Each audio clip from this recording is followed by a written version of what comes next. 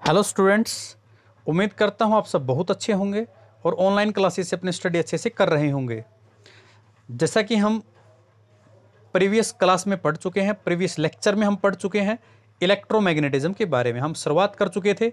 आज हम इलेक्ट्रोमैग्नेटिज्म का नेक्स्ट टॉपिक पढ़ने वाले हैं। सबसे पहले हम मैग्नेटिक फील्ड को एक बार डिस्कस करेंगे। वैसे तो हम डिटेल से कल डिस्कस कर चुके थे, लेकिन आज थोड़ा सा एक बार मैग्नेटिक फील्ड को डिस्कस करेंगे। उसके बाद मैग्नेटिक फोर्स, उसके बाद इसके कुछ फॉर्मूले हम पढ़ेंगे।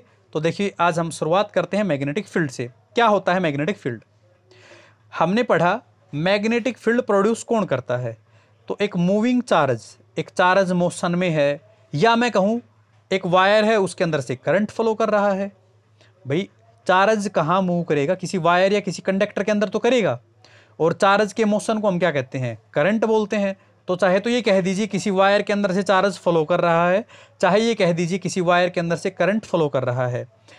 जब ये वायर है, इसके अंदर से करंट पास होता है, तो अकॉर्डिंग टू ओर्स्टेड, कल हमने ओर्स्टेड का एक्सपेरिमेंट भी पढ़ा था, कोई भी वायर है या कंडक्टर, उसके अंदर से जब करंट पास किया जाता है तो वो वायर या वो कंडक्टर मैग्नेट जैसा बिहेव करता है और अपने चारों तरफ मैग्नेटिक फील्ड प्रोड्यूस करता है।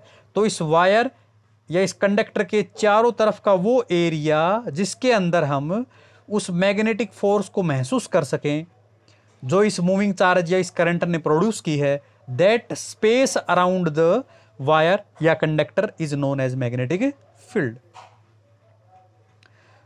मैग्नेटिक फोर्स, कोई एक चार्ज है Q v वेलोसिटी से मूव कर रहा है, तो हमने क्या कहा? मूविंग चार्ज है, वो मैग्नेटिक फील्ड प्रोड्यूस करेगा। मान लीजिए उसने कितनी मैग्नेटिक फील्ड प्रोड्यूस की है? B मैग्नेटिक फील्ड प्रोड्यूस की है उसने।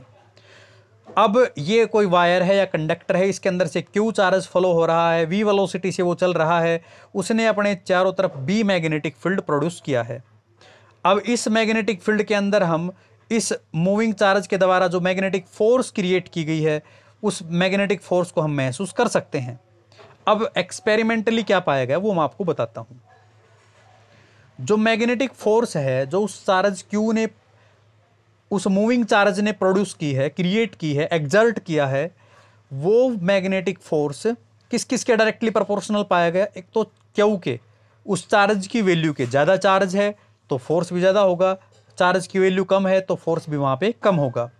मीन्स चार्ज Q के डायरेक्टली प्रोपोर्शनल है, V वेलोसिटी उसकी चार्ज की वेलोसिटी के डायरेक्टली प्रोपोर्शनल है, चार्ज के द्वारा क्रिएट की गई मैग्नेटिक फील्ड के प्रोपोर्शनल है, और sine of angle theta between velocity vector and magnetic field vector. मान लीजिए वेलोसिटी v इधर है, मैग्नेटिक फील्ड b इधर है, तो इन दोनों के बीच में जो एंगल है उसके साइन फंक्शन के डायरेक्टली प्रोपोर्शनल होगा। Means magnetic force created by a moving charge is directly proportional to Q V B and sine of theta. Proportionality sine को हटा के यहाँ कॉन्स्टेंट k लगाया गया, k की वैल्यू हर सिस्टम में 1 पाई गई, तो हम कह सकते हैं F कितना हो गया? Q V B sine of theta.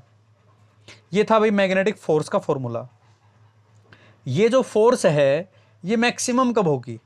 जब साइन की वैल्यू क्या हो जाए? मैक्सिमम। साइन की वैल्यू मैक्सिमम कितनी होती है? 1 होती है।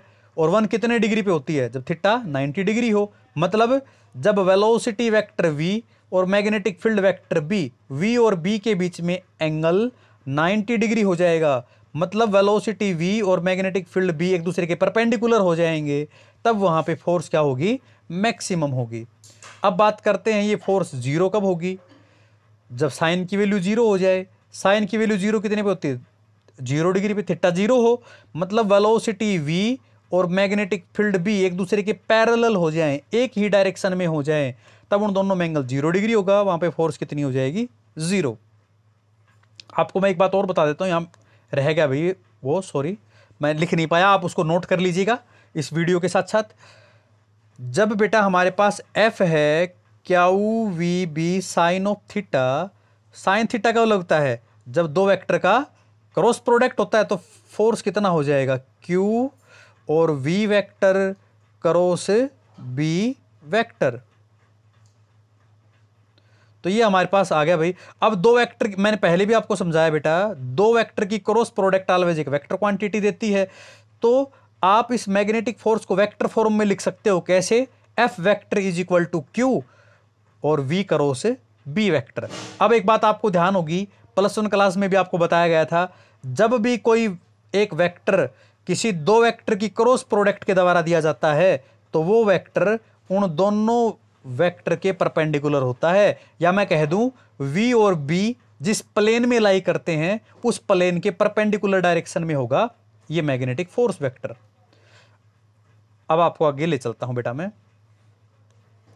जैसे कि F आ गया Q V B sine of theta, थोड़ी देर के लिए मैंने साइन थीटा की वैल्यू 1 मान ली, मैक्सिमम फोर्स है यहाँ पे, तो F हो गया क्यू वी बी, यहां से B कितना हो जाएगा, क्यू और V इधर आके डिवाइड हो जाएगा।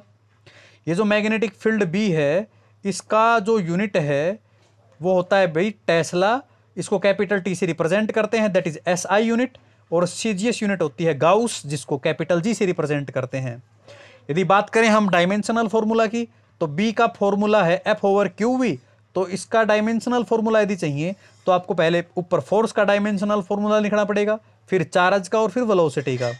फोर्स का होता है m1L1t-2, नीचे चार्ज का होता है at और वेलोसिटी का होता है L1t-1। आप इसको ऊपर लेकर के जाइए तो यहां से आप सोल्व कर सकते हैं मैग्नेटिक फील्ड का डायमेंशनल फॉर्मूला।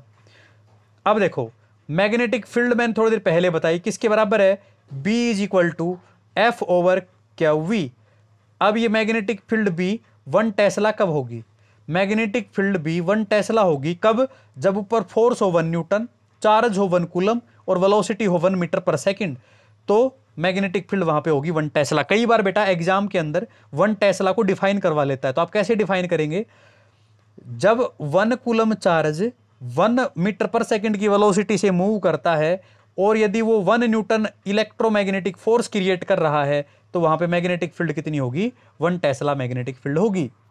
अब जैसे कि थोड़ी देर पहले ही मैंने आपको बताया बेटा क्या, कि वेक्टर फॉर्म में मैग्नेटिक फोर्स F होती है Q और V vector cross B vector.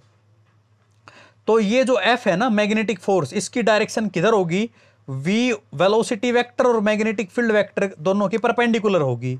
और इसी के लिए बेटा फिर मैग्नेटिक फोर्स की डायरेक्शन को बताने के लिए फ्लेमिंग्स लेफ्ट हैंड रूल दिया गया।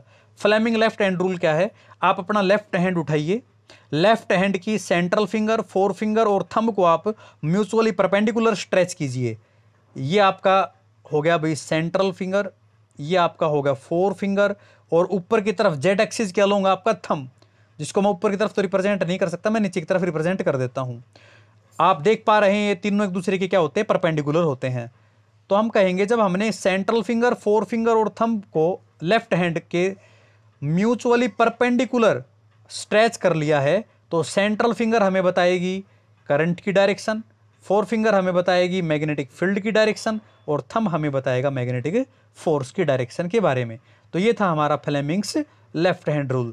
This is all about magnetic field, magnetic force, magnetic field का फॉर्मूला, डायमेंशनल फॉर्मूला, 1 टेस्ला को हमने डिफाइन किया, और Fleming left hand rule magnetic force, magnetic field की डायरेक्शन के लिए दिया गया। तो ये थी आज की हमारी क्लास। पीडीएफ फाइल से आप अपने नोट्स कंप्लीट करें। कोई भी प्रॉब्लम होती है तो आप कॉल करके, मैसेज करके पूछ सकते हैं। घर पर रहें, सुरक्षित रहें, ऑनलाइन क्लासेस से अपनी स्टडी करते रहें। Thank you and have a nice day.